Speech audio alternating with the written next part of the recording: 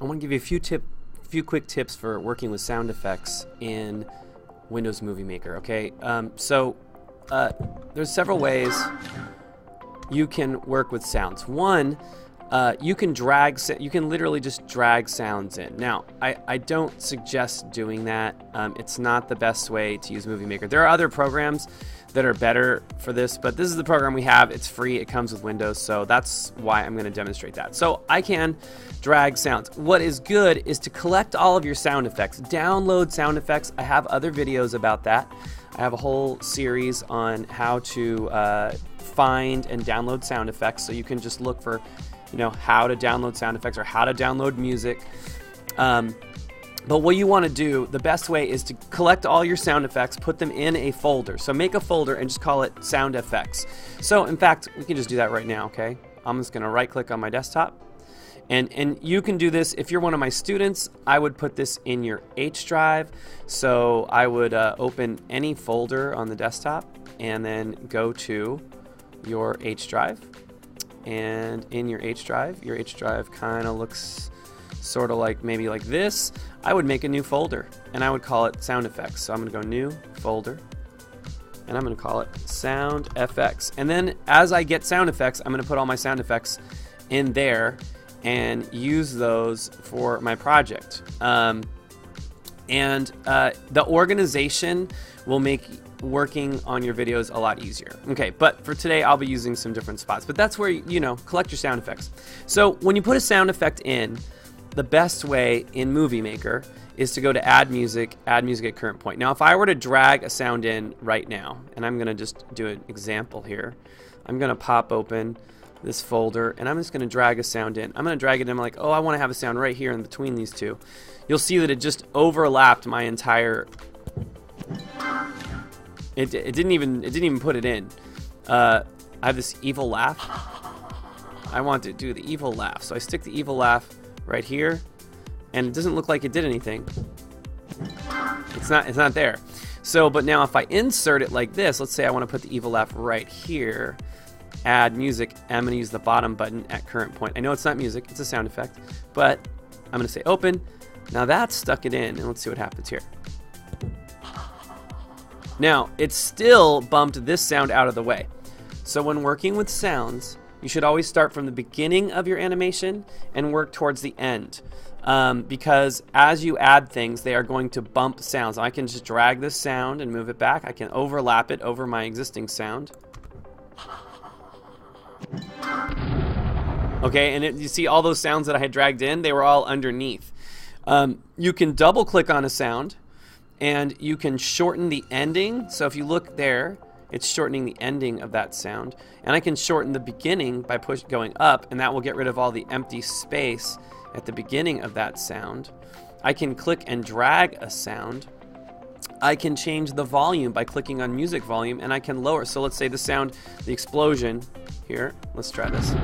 That's really loud. So I'm going to double click on that. I'm going to go to music volume, and I'm going to lower that way almost to the very bottom. Let's try it. Let's try that. Let's hit enter. Let's see if that lowers the sound or not. It didn't sound like it lowered it. I'm going to double click on it again. Let's make sure. Let's go all the way down maybe. It's a little quieter. It's not a ton quieter. I can fade the sound out. I can fade it in. So there's a slow fade in and a slow fade out. That's kind of cool. It's sort of like almost made a reverse sound. It's almost like a special effect. I'm going to make that a medium fade in and a medium fade out. Let's see what that does. It's almost like you're making a new sound effect there. And I can change the end point. I can make the end point. Now, if you can't go further than the sound actually is. So if your sound is 2.5 seconds, you can't make it 2.6 seconds. What you could do is you can cut and paste a sound over and over again. So if I click on a sound, I can press Control C. I can move my playhead, my scrub head here, and I can place it there, and I hit Control V, and it will paste it, and now that sound will continue. Maybe. Try that. Interesting. The second sound didn't play at all. Maybe because the music volume's at 0. Let's try this again. Huh. So you gotta play with these. I can see that the sound sort of... I think I needed to hit enter. I'm gonna do that on my first sound too. I think now that the volume is sort of kicked in. Let's try. There we go.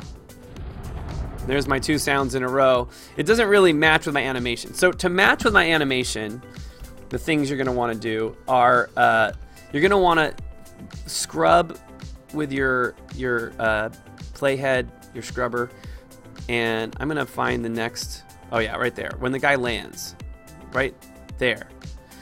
I'm gonna use the J.